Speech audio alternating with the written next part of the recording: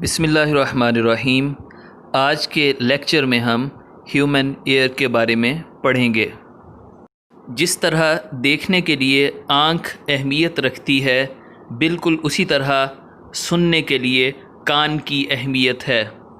Human year نہ صرف ہمیں سننے میں مدد دیتا ہے بلکہ ہماری باڈی کو بیلنس یعنی ایکویلیبریم میں رکھنے کے لیے بھی مدد فراہم کرتا ہے۔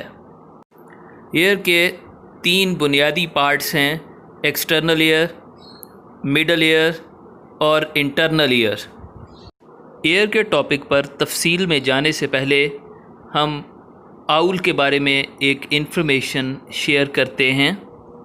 آؤل جو کہ دن کے وقت کم دیکھ سکتا ہے، ایسا اس وجہ سے ہے کہ اس میں کونز کی تعداد کم ہوتی ہے جو کہ تیز روشنی کے لیے سینسیٹیو ہوتے ہیں، لیکن راڈز کی تعداد زیادہ ہونے کی وجہ سے وہ رات کو زیادہ بہتر طریقے سے دیکھ سکتا ہے، اور ایسا ان تمام جانوروں میں ہوتا ہے جو کہ رات کے وقت شکار کرتے ہیں۔ اب ہم اپنے ٹاپک کی طرف آتے ہیں، تو ہم ایئر کے پہلے حصے یعنی ایکسٹرنل ایئر کے بارے میں پڑھیں گے۔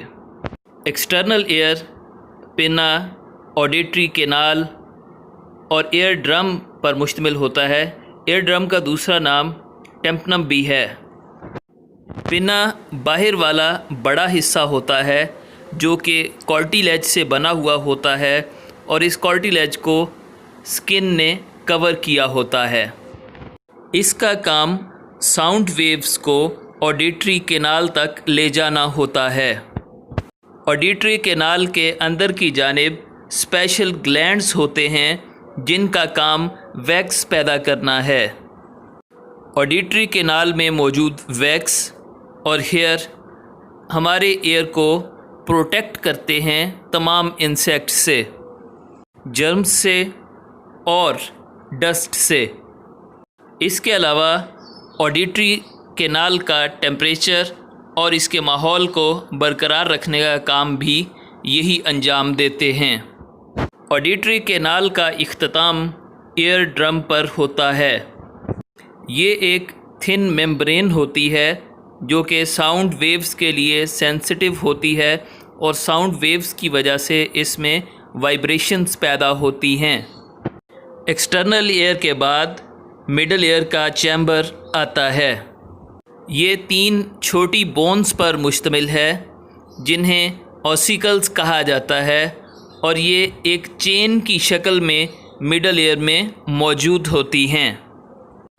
ان کے نام میلیس، انکس اور سٹیپس ہیں۔ یہ بونز موویبل ہوتی ہیں۔ ان میں سے میلیس ایئر ڈرم سے ڈائریکٹلی جڑی ہوتی ہے۔ اس کے بعد انکس ہوتی ہے جو کہ سٹیپ سے دوسرے سرے سے جڑی ہوتی ہے۔ سٹیپ کا آخری سرا اوول ونڈو سے جڑتا ہے۔ اوول ونڈو مڈل ایئر کو انر ایئر سے الگ کرتی ہے۔ مڈل ایئر یوسٹیکین ٹیوب کے ذریعے ہماری نیزل کیوٹی سے جڑا ہوتا ہے۔ اس ٹیوب کا کام ایئر ڈرم کے دونوں طرف پریشر کو کنٹرول کرنا ہے۔ سٹیپس ہماری باڈی کی سب سے چھوٹی بون ہے۔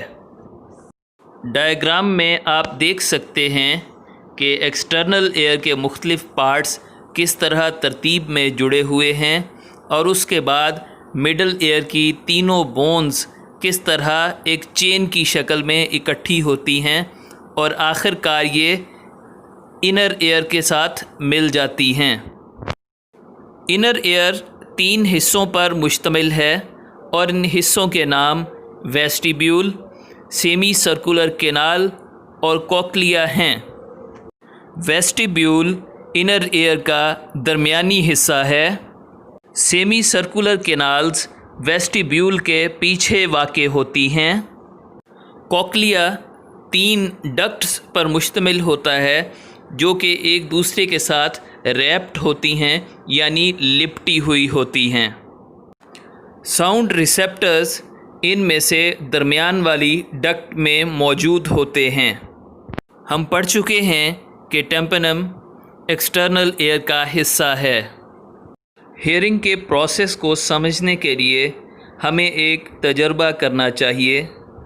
اپنی فنگرز کو اپنے پنا کی بیک سائڈ پر رکھیں اور اسے اندر کی جانب کلوز کریں اور کسی فریکوینسی کی آواز سننے کی کوشش کریں۔ اب انگلیوں کو ہٹا لیں اور اسی فریکوینسی کی آواز کو دوبارہ سنیں۔ ان دونوں میں آپ کو کچھ فرق محسوس ہوگا۔ اس کا مطلب یہ ہے کہ پنا ہمارے ایئر کا وہ حصہ ہے جو کہ ساؤنڈ ویوز کو ہمارے آڈیٹری کینال کی طرف ڈائریکٹ کرتا ہے۔ آڈیٹری کینال سے یہ ساؤنڈ ویوز ایئر ڈرم تک پہنچتی ہیں۔ ایئر ڈرمز سے یہ وائبریشنز کی شکل میں مڈل ایئر میں داخل ہو جاتی ہیں۔ مڈل ایئر میں یہ وائبریشنز میلیس، انکس اور سٹیپس میں سے گزرتی ہیں۔ سٹیپس کے ذریعے یہ ویوز اوول ونڈو تک پہنچتی ہیں۔ یہاں سے یہ ویوز کوکلیا کی مڈل ڈکٹ تک پہنچتی ہیں جو کہ فلوئڈ سے بھری ہوتی ہے۔ کوکلیا کا یہ فلوئڈ حرکت کرتا ہے اور ریسیپٹر سیلز کو سٹیمولیٹ کرتا ہے۔ یہ ریسیپٹر سیلز ایک نرو امپلس جنریٹ کرتے ہیں جو کہ برین تک پہنچائی جاتی ہے۔ برین اس امپلس کی تعریف ایک ساؤنڈ ویو کے طور پر یا ساؤنڈ کے طور پر کرتا ہے۔ ساؤنڈ لیس ورڈ یا ڈیفنس کیا ہے؟ یہ ایک بہرا پن ہے جس کی مختلف وجوہات ہو سکتی ہیں۔ Ear drum, cochlea, middle ear ossicles یا آڈیٹری نرو میں خرابی ڈیفنس کی وجہ ہو سکتی ہے۔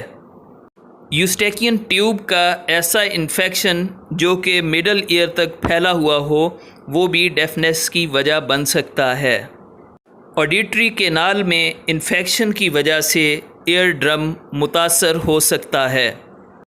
بہت زیادہ تیز آواز یا گالوں پر بہت زور سے کسی چیز کا لگنا یا کسی چیز کا کان میں داخل ہو جانا یا پھر انسیکٹس جو کہ کان میں داخل ہو جاتی ہیں وہ بھی ہیئرنگ کو افیکٹ کر سکتی ہیں۔ طوفانی بارشوں میں بہت زیادہ روشنی اور آواز پیدا ہوتی ہے۔ لائٹ اس الیکٹرک کرنٹ کی وجہ سے ہوتی ہے جو کہ واٹر ڈراپلیٹس کے اندر موجود ہوتا ہے اور وہ ہوا کے ذریعے ایک دوسرے سے ٹکراتے ہیں۔ اس طرح ان کے اچانک ملنے سے ہوا میں دھماکے ہوتے ہیں۔ ان دھماکوں سے بہت تیز آواز پیدا ہوتی ہے۔ اس طرح تیز لائٹ کے ساتھ ساتھ دھاڑ کی آواز پیدا ہوتی ہے، یعنی پہلے روشنی نظر آتی ہے اور اس کے بعد آواز سنائی دیتی ہے۔ ایسا اس لیے ہے کہ ساؤنڈ ویوز کی رفتار لائٹ ویوز سے کم ہوتی ہے۔ سیمی سرکولر کینالز اور ویسٹیبیول ہماری باڈی کا بیلنس مینٹین رکھنے میں مدد کرتی ہیں۔